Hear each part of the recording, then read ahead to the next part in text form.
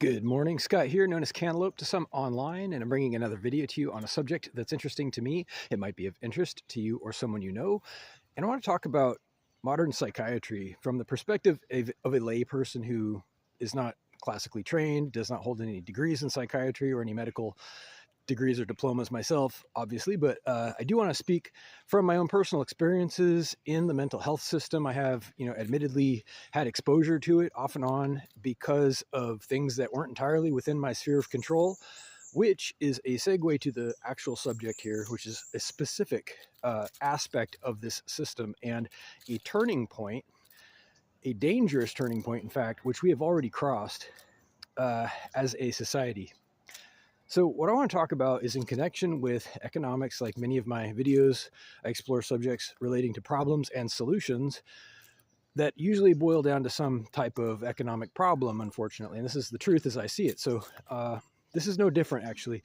It is the part of our market economy that is aimed at invention, the expectation of constant innovation, competition, and business trying to achieve some level of quality by way of competing with each other. And what you end up with, this starts out really well, actually, which is why it was 100% endorsed and adopted by our government, by our country, and many countries around the world.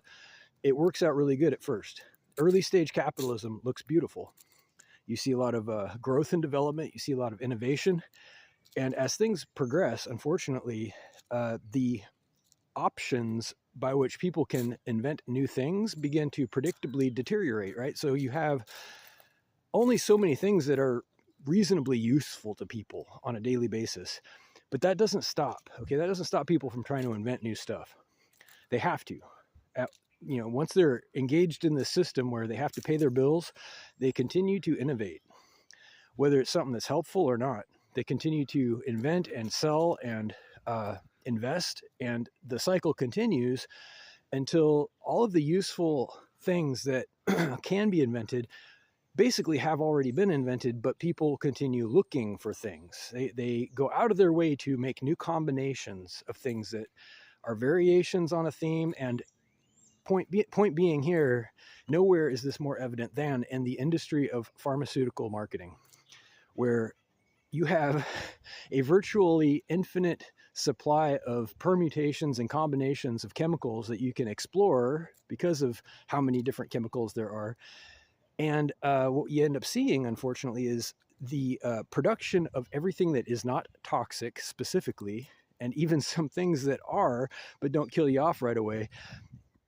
Engaged in market research, engaged in tests and medical proofs that maybe this will solve something, maybe it'll cure something, and we have bills to pay nonetheless. So let's just find out. We're going to create focus groups, and we'll hire test subjects, and if it doesn't kill them off, we'll stick it in the marketplace and see what happens. We'll find out what sticks. We're going to make everything and see what sticks. That's what we have. And do you see the problem here? Do you see the problem where you have an entire industrial complex, a medical industrial complex aimed at literally exhaustively creating every compound that they can, putting it into human beings, and just seeing what can possibly be sold? Is being able to sell something by any means necessary, up to and including lying about it, a good way to run your medicine? Obviously, the answer is no. But that's what we have going on. So in psychiatry, this takes the shape of things like antidepressants and things like antipsychotic medications, which, I can speak from experience. I have actually been prescribed various things over the years. I'm not currently, full disclosure, prescribed anything, required or not, but I have experienced these things before, and I can speak from my own experience that antipsychotic medication, the common stuff, Risperdal, risperidone, these are known. They are notorious for having disastrous side effects, such as in males, for example, breast development, tardive dyskinesia. There are a wide host of very toxic byproducts of using these medications. Why do they get prescribed? Is the benefit worth those costs?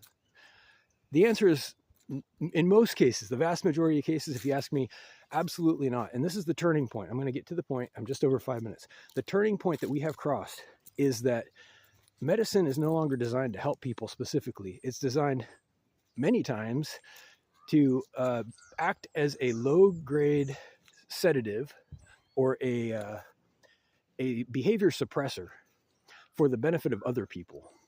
This is the key, and this is the turning point. For the benefit of other people, in particular, the people charging you for that medication and the service to render it. Okay, it's mainly, these medications that I've mentioned in particular are mainly aimed at not killing you off, but doing something by a small degree that amounts to suppressing the bad behavior, just so that they can show that there was a positive effect. It's just barely on the positive side, doesn't kill you off directly or quickly, and we can charge you out the ass for it. And it gives us all something to do, and it pays our bills. Hey, so that's the situation. And it's not just pharmaceuticals. It's across the board. People are just making every possible thing they can think of because they have to eat. Because under this economic system, you are forced to work at gunpoint. I've said this in many of my videos. Unless you're disabled, underage, retired, or independently wealthy. Those are the only options you have in this country.